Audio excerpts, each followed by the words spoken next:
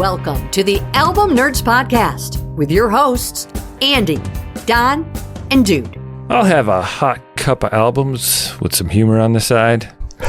It's the Album Nerds Podcast. I'm Dude. I got Andy and Don with me. You guys ready to talk about some side hustles? Yeah, you know it, man. Got my cold slaw and my hash browns here, mashed potatoes, side of maybe corn chowder. That's a lot of sides. Well, what are you at Boston Market? Yeah, exactly. How you doing over there, Don? Good, but I got to hurry up because I've got to record an episode of the Donnie Likey podcast. Oh yeah, yeah. Your little side hustle. Unfortunately, nobody else likeys. Jeez. Dude is so bitter. You're nothing without us, man. So this is the Album Nerds Podcast. We love albums and the album format and each other, if we're being honest. We got a great show for you today. We're each going to be bringing to the table an album that was recorded on the side, like a side project. Don's going to be asking us the deepest of questions. Then we'll have some shout outs to some other albums and album related items we're digging. And of course, we're going to spin the wheel of musical discovery to find out what we'll talk about on the next episode. This week, it's all about those side projects. That's what I'm talking about! Side projects allow artists to explore creative avenues outside their primary bands or careers, often resulting in albums that showcase unique styles or unexpected collaborations. These ventures have produced some of the most memorable records in music history, blending genres and pushing boundaries in ways that redefine artistic expression. Ooh la la. And some not so much. But yeah. Today, each of us will present an album from an artist's side project. So I found this more challenging than I thought because there are a lot out there, but we were trying to keep it in mind that this was not a replacement. This was not someone quitting a band and starting a new band, but that it was things that they did and then went back to their respective bands. So what albums did you guys find that fit the bill but weren't perfect? Not your final picks, but something else you considered. Yeah, the one I almost went with was from the Breeders. They were popular in the early 90s there. Their debut album, Pod, came out in 1990. This was a spin-off project for Kim Deal of the Pixies and Tanya Donley from Throwing Muses. What's the deal with the Breeders? I apologize. That's good. Yeah, I was a pretty big fan of them back in the day. I think more so their follow-up album after this, which was Splashdown, is that what it's called? Yeah, with that song Cannonball, yeah. Last Splash was actually what the name was. Oh, yeah, Last Splash. Yeah, good stuff. Good alternative rock, kind of underrated in my opinion. But at that point of Last Splash, and that's when they almost sort of just became the Breeders, and then the previous stuff stopped mattering so much, Yeah, the Pixies were done by then. That happens. What did you find in your journeys, Don? Well, this shouldn't surprise anybody, but I kind of went to the world of New Order and the Smiths. Mm-hmm. So in 1991, Bernard Sumner from New Order collaborated with Johnny Marr, formerly of the Smiths, and he was kind of moonlighting with everybody at the time, the Brian Ferry. But anyway, a project called Electronic, which it was kind of a blend of sort of that electronic dance music of New Order with some, I should hope so, with some guitar thrown on top of it. Yeah, it's the name kind of suggests that. Yeah. Why did they call it electronic guitar? Electronic guitar. What are you talking about? Sorry, Don. But it's actually, it's a solid album. It actually features Neil Tennant from the Pet Shop Boys on a couple of tracks. So definitely a good piece of wow. 1990s. It's like you were the producer for that album or something. Yeah. But it's not quite as good as you would think. Sometimes when you have two people you admire, sometimes, when they get together, it's not all that amazing. Oil and Water. Dude. So one project that I thought was interesting was SOD, the Stormtroopers of Death, and their 1985 album Speak English or Die. Jeez. A crossover thrash band. It's thrash and punk formed by Anthrax members Scott Ian on guitar, Charlie Benante on drums, with bassist Dan Leiker from Nuclear Assault and vocalist Billy Milano. Donnie Leiker. Danny Leiker in this case. But It was originally started as like a tongue-in-cheek project during some downtime from Anthrax's recording schedule. It's raw and aggressive, unfiltered, and it helped pioneer the hardcore punk thrash metal kind of blend. But it's kind of offensive in many ways, and they say it's to, have fun and push boundaries, and it was all tongue-in-cheek as in this, Stormtroopers of Death characters. But if you don't have all that context, just listening to it, you could get a little ickied out by some of the lyrics. So that's the main reason that I didn't really want to get too deep into it. But it's an interesting side project that I explored this week. All right, so enough about what we didn't pick. Let's get to our real choices. You choose me?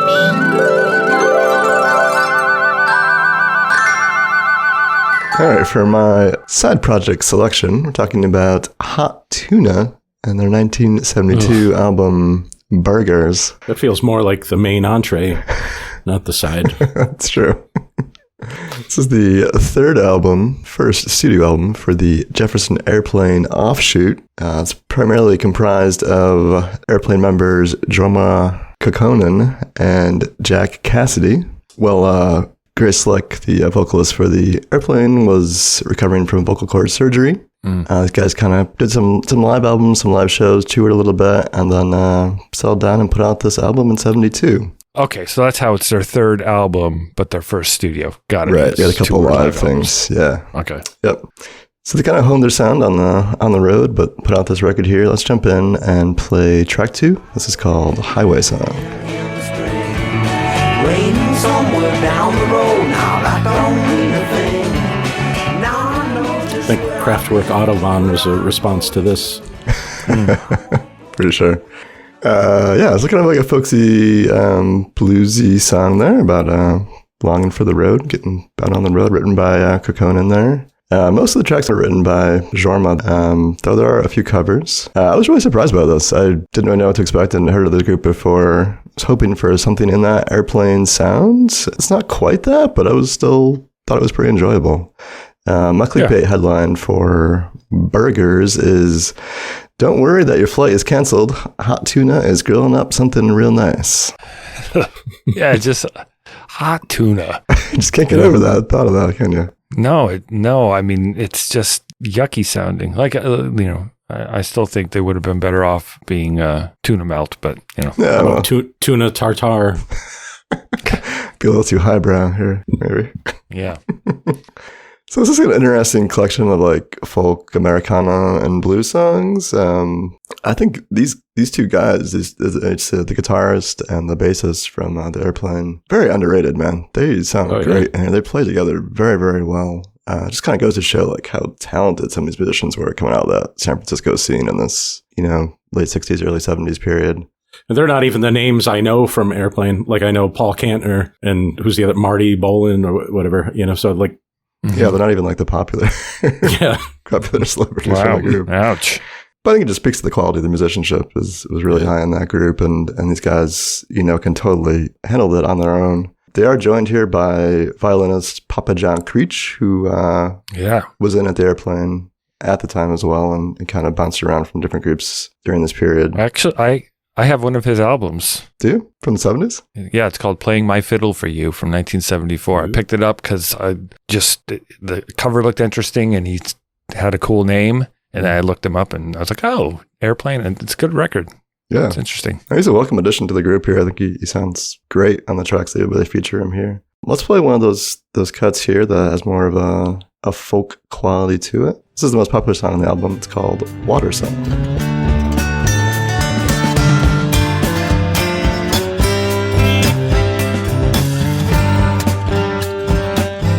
So Water Song is an instrumental composed by Kaukonen. Right. Water Song is an instrumental composed by... Just say his first name. Composed by Jorna K. You just don't want to say. You just can't say. I'm just not going to say it. I'm not going to even say it. It's fine. I'm not going to even say it. It's fine. Right, so by the lead guitarist. By the Cocoa Man. Yeah, Cocoa Man. That's your nickname for him. All right, so Water Song is an instrumental composed by the Cocoa Man. It's Kaukonen. Anyway, so you've got Sammy Piazza on drums, I think, on most of these tracks.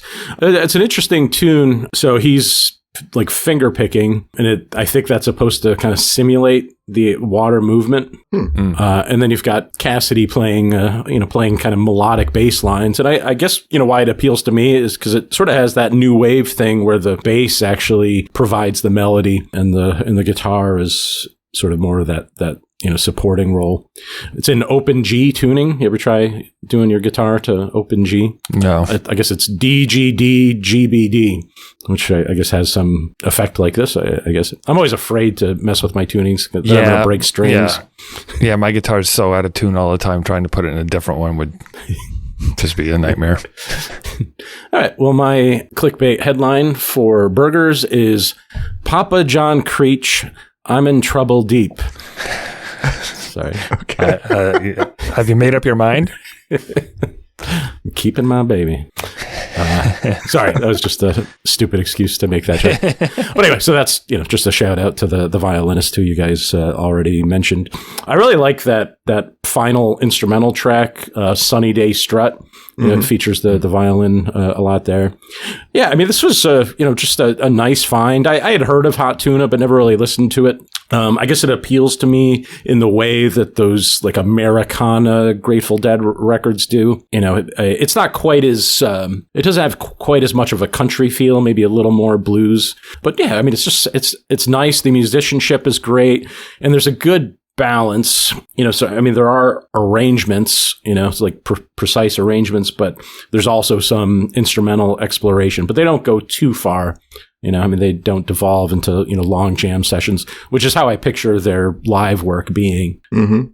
Yeah. Most songs stay under, 4 or 5 minute area. But I think there's composed passages, but there's moments where they do feel like they jam out, especially the violin. I think does kind of add some of that soloing aspect to the album that make it feel a little bit more lively than just a paint by number kind of situation. Yeah, there's just real chemistry, I think, between Cacaunin and Cassidy. Yeah, they're great together. They seem to be the principal members of the group here. It's come together and disbanded many times over the decades, and there's a current iteration of it even going today, which I was impressed to read. They keep on trucking. That's right. Perfect segue for our next track here. This is Keep On Trucking. Drop my blues away. Here you come, baby, big ass sinner. Tell what you've been doing. Yeah, so Keep On Truckin' is based on a classic early 20th century blues by the work of Blind Boy Fuller. And Fuller popularized the phrase "keep on truckin'." Apparently, Hot Tuna's version it's laid back. It's a good time jam. It's built around that rolling groove that I think kind of adds to that keep on trucking, moving along the road sort of sound. Lyrics are simple. There's mentions of hot fish and stuff, and I'm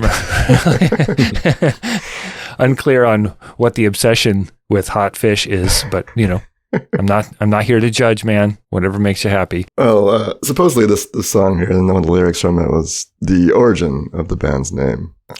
Someone had shouted out that "smells like hot tuna" or something like that during the performance. So here we are. Excellent.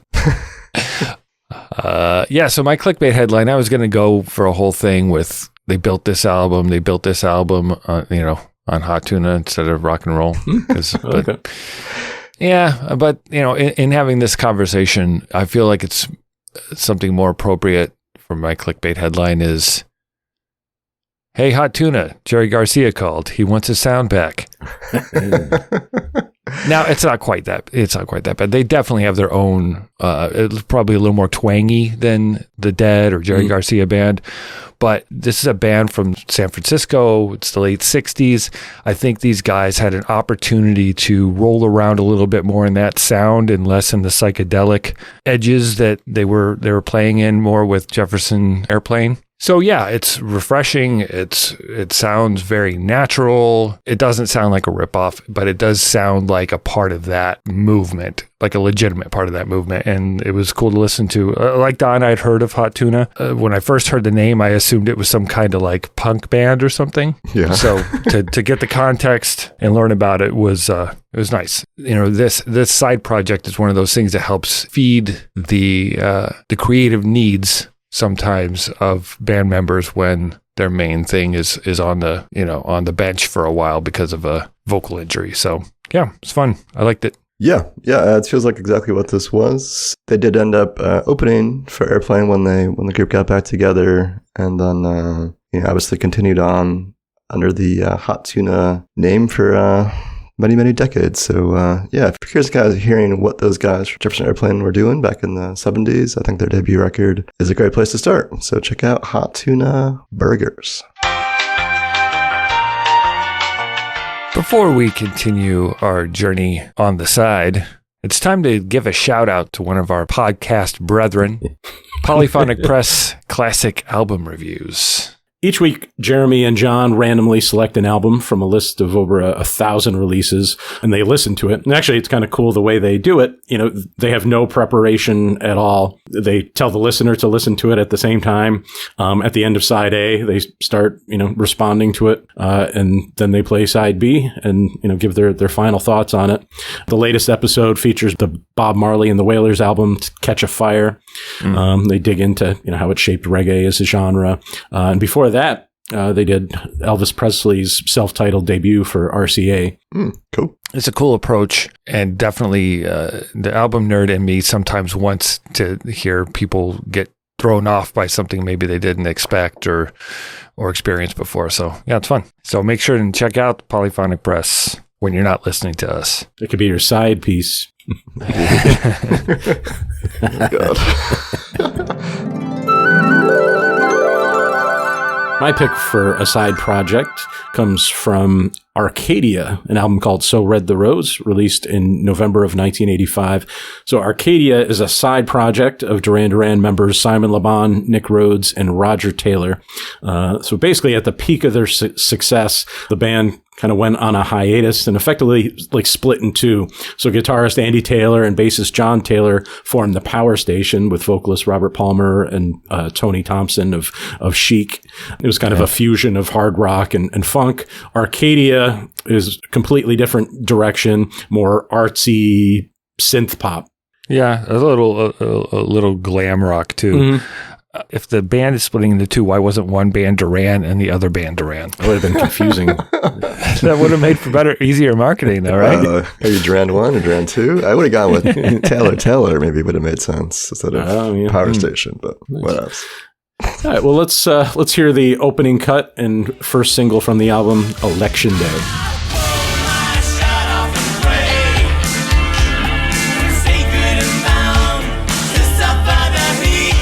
I think the big confusion for me is if you hear Simon Le Bon's voice, you think it's Duran Duran, and then the Power Station guys, you wouldn't necessarily know it has anything to do with. No offense, it's just, Yeah, even beyond that, I mean, this is much more Duran than the Power Station was. So Election Day is not political at all. So it uses the concept of Election Day as a metaphor for moments of reckoning and decision-making and personal change. So it actually features a spoken word part by Grace Jones in the middle there. Yeah, I mean, that's typical of the album. There's a lot of special appearances by people, which we'll talk about. So instead of John Taylor on bass, you've got Mark Egan playing some fretless bass. And then on guitar, you've got Carlos Alomar, who's played with Bowie, and Masami Tsuchiya. And do you guys remember the Sax Appeal episode? Of course. We did a Roxy Music album featuring Andy McKay, and of course he is on this album as well. So it's just an all-star cast. My clickbait headline for So Red the Rose is Nick Rhodes' Wet Dream. So Red the Rose is something you should know. So something you should know, like the song. Is there something I should know? I'm making an ewy face. No one can see it, but okay. So the way I look at Duran Duran, you've got like three major creative forces. You've got Nick Rhodes, who's kind of this artsy fartsy stuff. You've got Andy Taylor, who's kind of the rock guitarist, and you've got John Taylor, who's kind of the funk bass guitarist. And so this is what happens when Nick Rhodes gets his say. So I think this is very much a Nick Rhodes album. I like it. I'm not sure exactly where it ranks among like Duran Duran albums, but it definitely provides some context. Fills in the blanks between their third album and Notorious. It's good. Let's hear another track. This is "Goodbye Is Forever."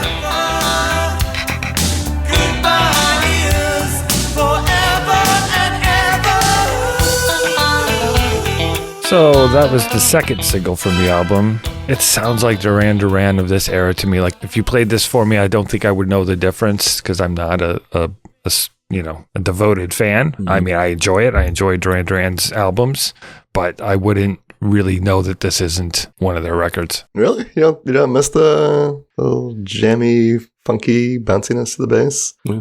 There's a little bit on that track there, but yeah, I'm not sure I would notice. I would just think that they were changing directions a little bit. I wouldn't think it was a different band. There's the lush synths, more intricate bass lines that are kind of the stitching of the song rather than driving things. But lyrically, it deals with the inevitability of change and bittersweet nature of parting ways, impermanence, emotional resilience, and maybe the separation that they're talking about here isn't just about romance. Maybe it has something to do with the dynamics of the band, and are they gonna get together again? Is this the new path? Who knows? But the whole album does have this mid-'80s Bowie-esque sound to me, and I think it kind of fed what Duran Duran sounded like after this, as Don kind of alluded to. My clickbait headline to describe the album: "So the Red Rose, if David Bowie and Brian Ferry had a love child and Duran Duran raised it." Be a handsome child. Yes. Very talented. Yes. Great head of hair. I mean, I'm feeling all those vibes, and a lot of the things you mentioned on the players on this are artists who worked with those artists, Bowie and Brian Ferry. So I think what I was hearing, I think my instincts were correct. Just want to make that clear. Yeah, definitely. And I mean, there's no denying that, Bowie and Roxy Music were huge influences on Duran Duran. All right, well, let's hear another cut. This is the all-star track, or features an all-star lineup here. This is The Promise.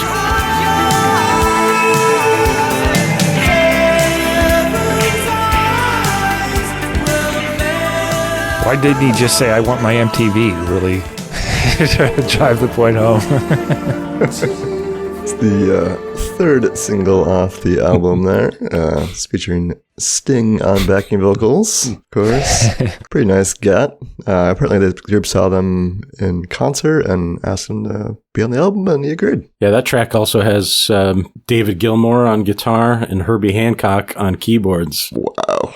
Embarrassment of riches there. That was an expensive track to produce. I have a feeling. Yeah. Well, the album was recorded in Paris, and so I think when these artists were on tour and they stopped in Paris, apparently they ended up in the studio with a lot of cocaine. Great. All right, my clickbait headline for So Red the Rose is Arcadia asked the question, is one Duran enough? So Red the Rose answered back, maybe, but not for very long. I think this is a pretty solid collection of, as Don said, kind of like artsy synth pop, sophisti-pop, if you will. Yes. But it does feel to me like something is missing. I mean, I'm not a huge Duran Duran fan, but I have a mental image of what they sound like, and this is not quite it. It does feel like there's just an ingredient or two not quite in the stew here. I think it's most evident on like that track, Goodbye Is Forever, where there is like a more of a focus on the bass and the rhythm, but it's just not nearly as impactful as I think it would have been if that was a Duran Duran song, in my opinion. Mm-hmm.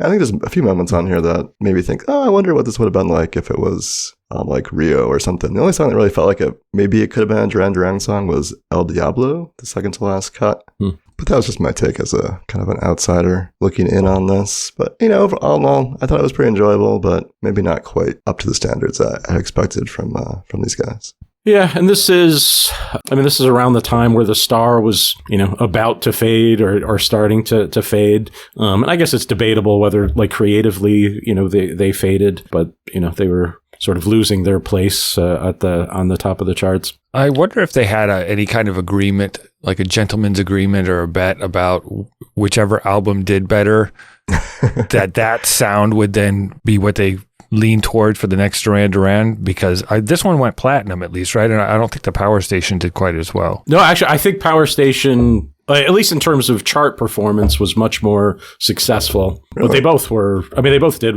well enough, you know.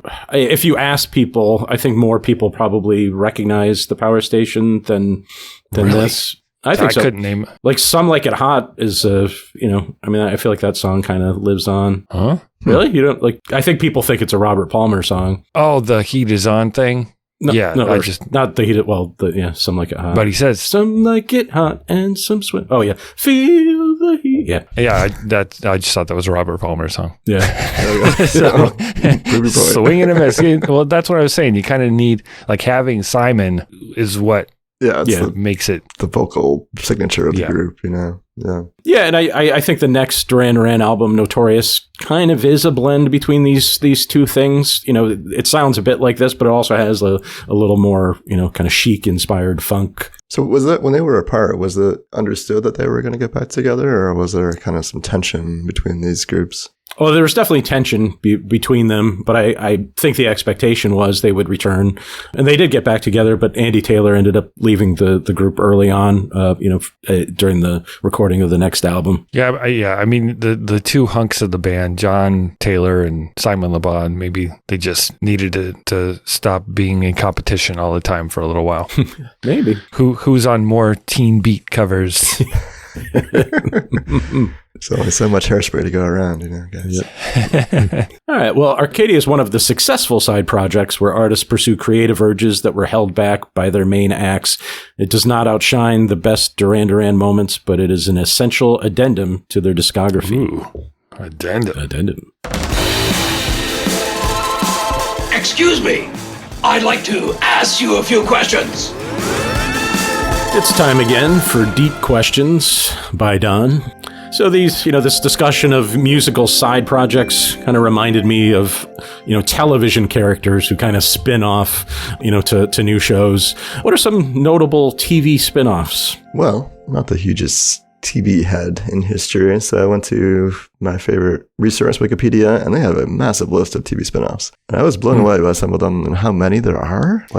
Right. Star Trek, over 8 spin-offs, and that was just for the original show. But by far the most I could find was from Scooby-Doo. Over 16 spin-offs from the original cartoon. Yeah, they kept reworking that character. I mean, they should have just done more spin-offs of Scrappy-Doo. He was the best. Yeah, Scrappy. There's Scooby-Doo, Where Are You? Scooby-Doo. Yeah. The Scooby-Doo movies or whatever, I think it was. One of them had the guest stars, like they had Batman and Robin on, and Sonny and Cher. Globetrotters. Don Knotts. Don Knotts. Don Knotts, yeah.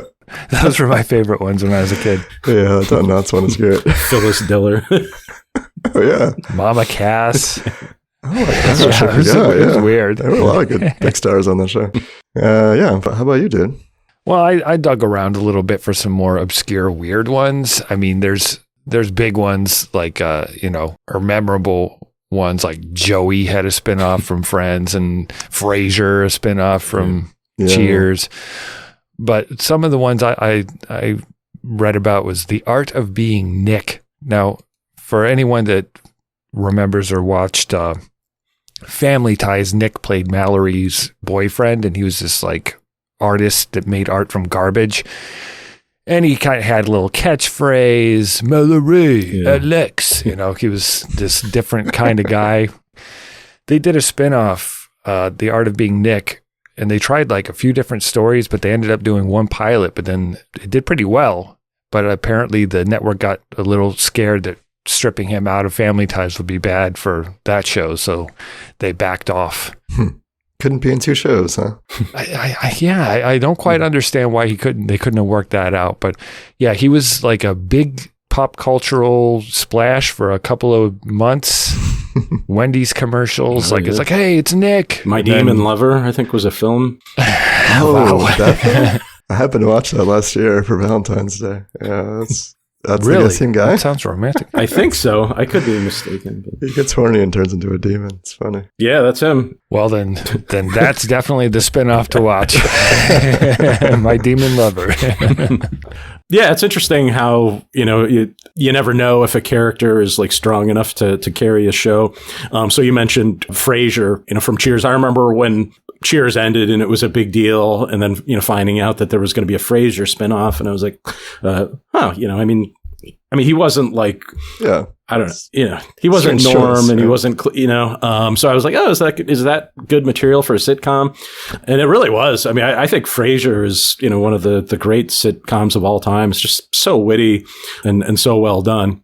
Unlike another spinoff, the first spinoff of Cheers was called The Tortellis. So it featured the character Nick Tortelli, who's Carla's ex-husband, who married, the blonde trophy wife. Kind of rewatching Cheers, I actually really enjoy his character. Yeah, he's such a slime ball. Yeah, it's really funny, but they spun it off. Yeah, it didn't work. Yeah, it was not good. It's an odd choice. All right. Well, what's your favorite spinoff? Let us know on Instagram and Facebook, or leave a comment on our website, albumnerds.com. Much like Don, I went to the well of my favorite music from my younger years, the Seattle grunge scene. I went with Mad Season's album Above, the only studio album recorded by Mad Season, released March 14th, 1995 on Columbia Records. A supergroup of sorts, formed by Mike McCready of Pearl Jam, Lane Staley of Alice in Chains, Barrett Martin of Screaming Trees, and John Baker Saunders of The Walkabouts. JBS. The band came together almost by accident after McCready and Saunders met in rehab.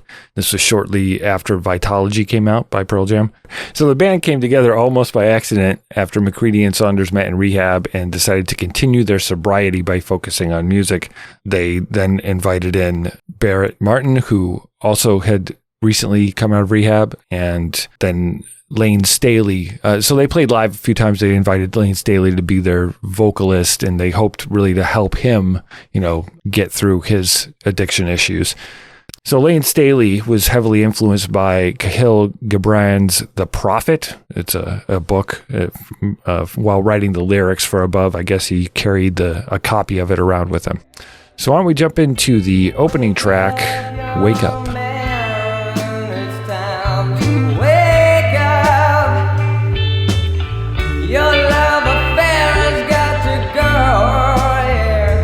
So haunting, slow building, atmospheric song, kind of setting the tone for that emotional journey, that facing your demons, your addictions. And that's not unfamiliar territory for Lane Staley. He talked about that a lot in the lyrics of Alice in Chains songs as well. But musically, a restrained, powerful arrangement, great bass line, sparse blues influenced guitars, the little vibraphone type sounding pieces there, and that line, slow suicides, no way to go, is I think has stuck. I've heard that being used. Mm-hmm. Yeah, it's a powerful line. Just warnings about addiction and waking up, a plea to others and himself to get past it. My clickbait headline to describe the album: supergroup, super sad, super brilliant. How Mad Season built above from rehab and hope. Unfortunately, Lane and John Baker Saunders did not make it, but Lane was able to communicate a dark hope, and JBS added a bluesy bass groove that supported that hopeful sadness throughout the album. And yeah, the album artwork also is kind of sad. That was drawn by Lane Staley himself. Skeletal portraits. Very graphic, iconic look to it. I always appreciated the artwork on this record. And overall, the album feels looser and more jam-oriented than either Alice in Chains or Pearl Jam's polished work would have dared to go. So why don't we take a journey on the River of Deceit? The river of deceit pulls down. It's the first single off the record, and I think, at least for my money, the sound that this group is known for. It was pretty popular on the radio when I was growing up. I can picture a lot of flannel-wearing kids just kind of swaying their heads slowly. Yeah. Yeah, see, for me, it was just too sad. Like, I didn't like that song. I didn't want it to be dark. I mean, I want it to be dark, but like fun dark. Fun dark. Yeah, I mean, I would call this a pretty introspective record, and I think that song in particular is, as much as the lyrics are, but I think the guitar playing too is kind of, at least gets me into a more introspective headspace. My clickbait headline for Mad Season's Above is, "You mad, bro? Razabov with his introspective collection of Sophistigrunge. Sophistigrunge. Nice. Ooh, I think that is fresh. Funky fresh. It's like you're wearing like a shirt and tie, but you've got a flannel over it. Yeah. Or tied around your waist, like I would have done. I think this is a pretty interesting project. I think there's some really interesting moments or some really high quality moments, but there's a lot of misses too. I think on here there's just a lot of extra stuff and could have easily been edited if it was, more of a proper album from a proper band. Ouch. But you can't deny these guys have a lot of skill, and I think it does show up on tracks like We Wake Up and River Deceit. And I Don't Know Anything, I think, is a really cool track from the middle that kind of stands out. It's feeling more up tempo and got some interesting ideas in there. But there's a lot of self-indulgent songs like November Hotel, I think is just... Oh, I love that one. Yeah. The instrumental? Oh, yeah. That one really pumped me up. Yeah, really? I love November. Yeah. I mean, just the guitar on it is fantastic, I think. This was an opportunity for Mike McCready, although he was lead guitar in Pearl Jam, but he was the only guitarist on this for the most part. This was his musical creation. I think that was an opportunity for him to express himself, because he's not a singer, about sobriety and all that. So... Yeah, no, I think it fits with the overall vibe of the record. I just feel like it was a little too self-indulgent, man. It's like 7-minute guitar track. I mean, I don't know. I think it's a really good 35-minute album in here somewhere that they could probably put it down to, but whatever, it doesn't really matter. It's a side project. It was an interesting little tidbit from this era. Well, I saw an interview where Mike McCready said that doing this project helped his confidence as a songwriter, and he got more involved in Pearl Jam writing songs for subsequent records after that. Cool. All right, so why don't we check out another one of the tracks? This one has an interesting sound, that's for sure. It's called Long Gone Day. Oh,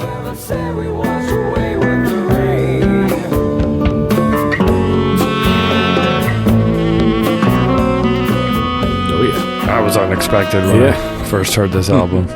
It really works, too. So that saxophone is performed by somebody named Skerrick. I think that's how you pronounce it.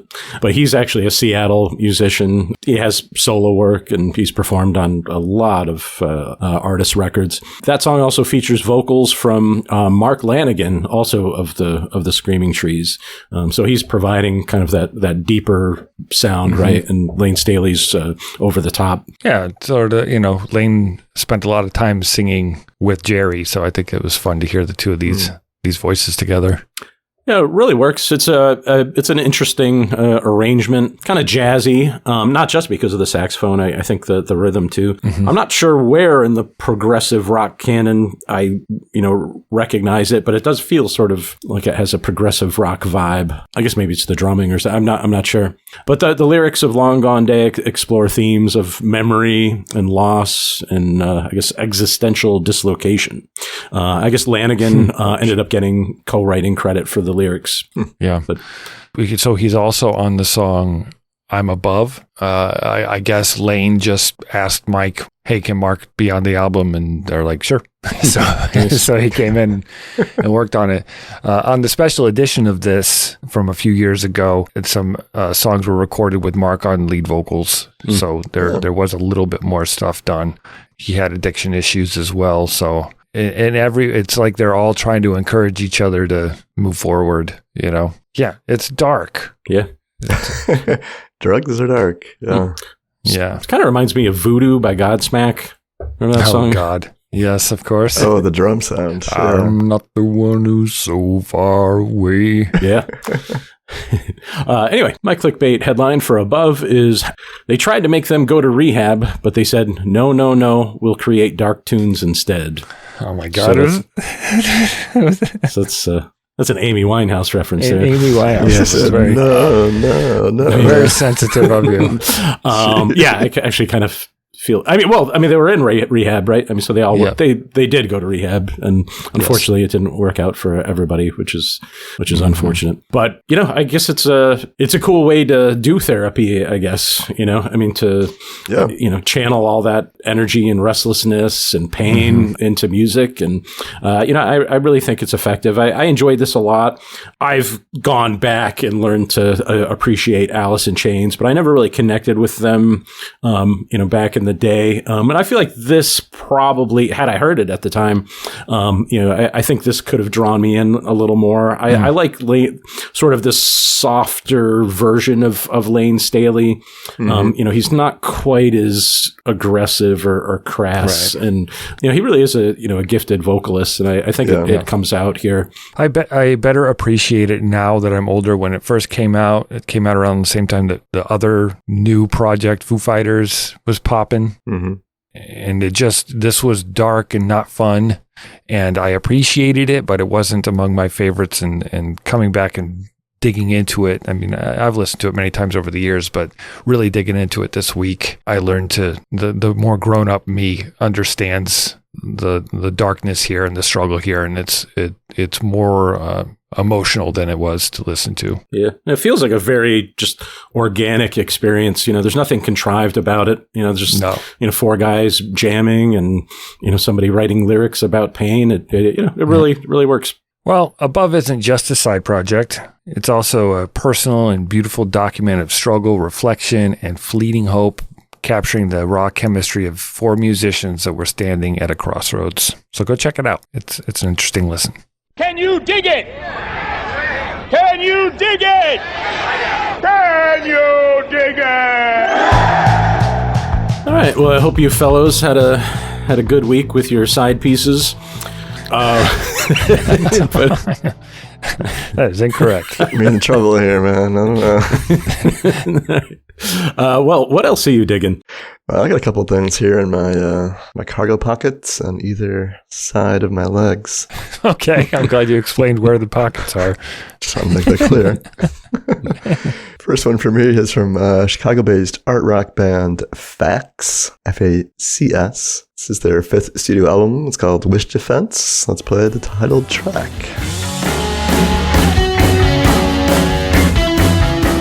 Yeah, it's very angular art rock, heavy bass line, kind of focus on duality in the lyrics. The reason this record stood out to me was it was the last album engineered by Steve Albini before he passed away last year.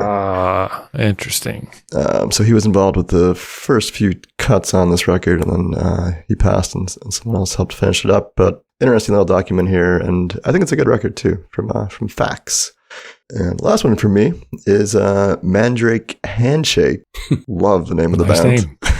Name. They have an album out called Earth-Size Worlds. It's the debut full-length for the London collective, self-proclaimed a flower kraut band. Okay. It just seems like krautrock and like 60s psychedelic flower power kind of thing. All right, let's hear it. Let's play bring it. Hypersonic Super Astrid.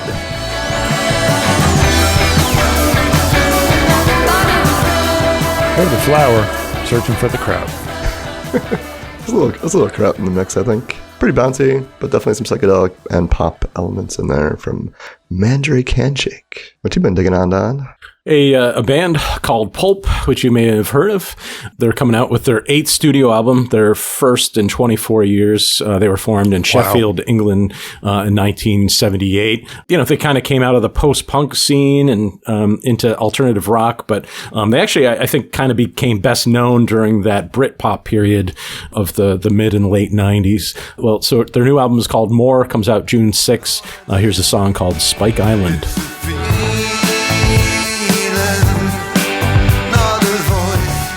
Do you guys prefer no pulp or lots of pulp? I'm a pulp guy. I like pulp, yeah. I like chunks of orange in my juice. Oh, wow. Chunky style. Yes. All right. Another pick, Turnstiles. They're kind of a hardcore punk band, but, they're sort of known for, incorporating more melodic elements and experimental influences. They have a new album coming out June 6th called Never Enough. Here's the title track.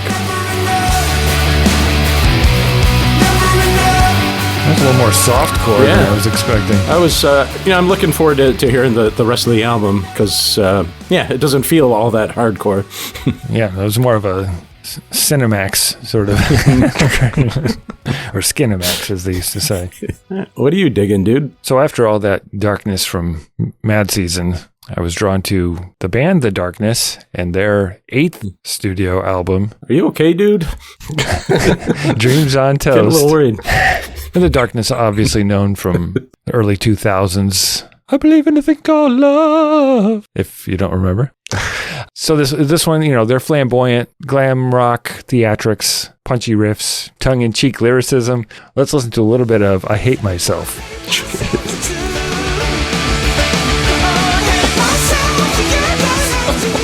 Well, it's not depressing music. It's not. Yeah. Wow. They're still around. Justin Hawkins. Check out Justin Hawkins Rides Again on YouTube. He's got a channel where he talks about a lot of other artists and goes through their songs and breaks them down and stuff. It's funny and he's successfully managed recovery as well. So that's always good to see. And then the next one is I picked this up actually a month or two ago when we were doing our country crossover episode. The band is Alabama, and the album is Feels So Right from 1981. I'd kind of forgotten I had grabbed it. It's kind of groundbreaking country in terms of blending traditional country sounds with southern rock and pop influences. Lots of harmonies, really slick soft rock production. Let's listen to a little bit of Love in the First Degree.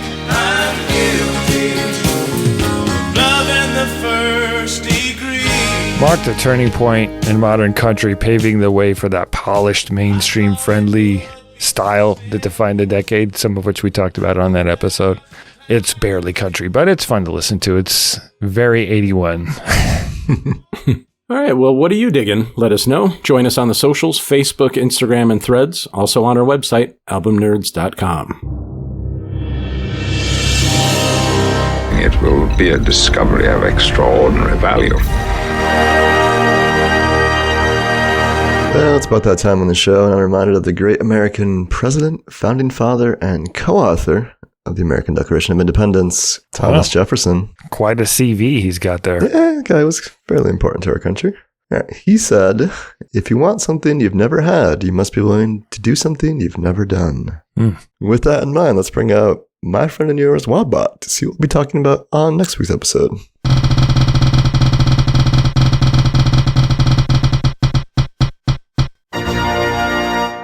"1988 was a dynamic year where genres collided and new scenes emerged.